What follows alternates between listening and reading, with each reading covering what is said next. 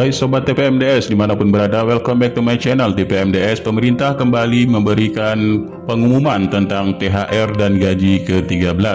Menteri Keuangan RI Sri Mulyani serta Menteri PAN-RB Cahyokumolo sesuai arahan Presiden RI ini telah memberikan pemberian THR ini untuk melengkapi strategi stimulus ekonomi nasional. Bulan Ramadan dan Hari Raya Idul Fitri menjadi salah satu momentum pertumbuhan konsumsi masyarakat, sehingga perlu strategi kebijakan untuk mendorong konsumsi masyarakat melalui pemberian THR bagi karyawan, aparatur negara, dan pensiunan untuk mendorong konsumsi kelas menengah menjelang Idul Fitri sebagai strategi utuh untuk mendorong pemulihan ekonomi melengkapi stimulus yang telah diberikan kepada kelompok masyarakat lain.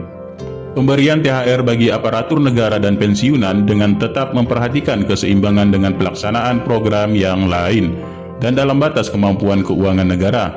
Dalam 2 tahun terakhir, 2020 dan 2021, kebijakan THR dan gaji ke-13 dilakukan penyesuaian sesuai fokus penanganan pandemi, kesehatan, pemulihan ekonomi, dan bantuan sosial. Tahun 2020, THR hanya diberikan kepada aparatur negara tertentu, pejabat di bawah eselon 2, serta pensiunan. Besaran THR dan gaji ke-13 hanya berupa gaji pokok, tunjangan keluarga, dan tunjangan jabatan. Tahun 2021, ancaman pandemi masih sangat berat, namun pemulihan ekonomi mulai berjalan yang disertai perbaikan kondisi APBN. Oleh karena itu, THR dan gaji ke-13 dibayarkan kepada seluruh aparatur negara dan pensiunan. Besaran THR dan gaji ke-13 adalah gaji pokok, tunjangan keluarga, tunjangan melekat, dan tunjangan jabatan. Lalu bagaimana pemberian THR tahun 2022? Sesuai dengan PP nomor 16 tahun 2022, THR tahun 2022 diberikan kepada seluruh aparatur negara dan pensiunan yang terdiri dari aparatur negara pusat sekitar 1,8 juta pegawai, aparatur daerah sekitar 3,7 juta pegawai, pensiunan sekitar 3,3 juta pegawai.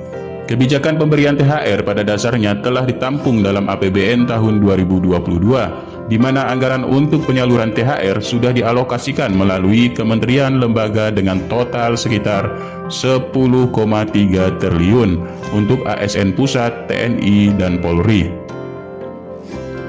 Dana alokasi umum sekitar 15,0 triliun untuk ASND ataupun PNS, D, dan P3K.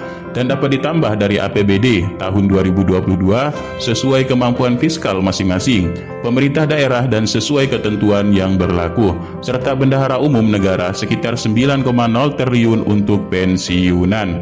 Pencairan THR dilaksanakan dimulai pada periode H-10 Idul Fitri. Kementerian lembaga dapat mengajukan SPM ke KPPN mulai tanggal 18 April tahun 2022 dan dicairkan oleh KPPN sesuai dengan mekanisme yang berlaku. Dalam hal THR belum dapat dibayarkan sebelum Hari Raya Idul Fitri. THR dapat dibayarkan sesuai Hari Raya Idul Fitri. Untuk itu, kami mengucapkan terima kasih atas dedikasi seluruh aparatur negara yang telah berkorban untuk tetap memberikan pelayanan dan kontribusi terhadap upaya pemulihan ekonomi. Selain itu, selain dari THR juga akan diberikan gaji ke-13. Selain mengatur pemberian THR, PP nomor 16 tahun 2022 juga mengatur pemberian gaji bulan ke-13 sebagai bantuan pendidikan yang akan dilaksanakan mulai Juli tahun 2022.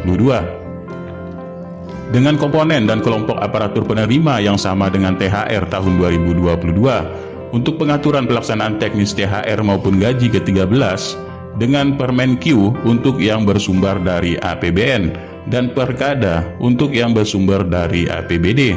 Kebijakan pemerintah dengan THR dan gaji ke-13 tersebut diharapkan menjadi salah satu faktor pendorong ekonomi masyarakat sehingga akselerasi pertumbuhan ekonomi tetap terjaga.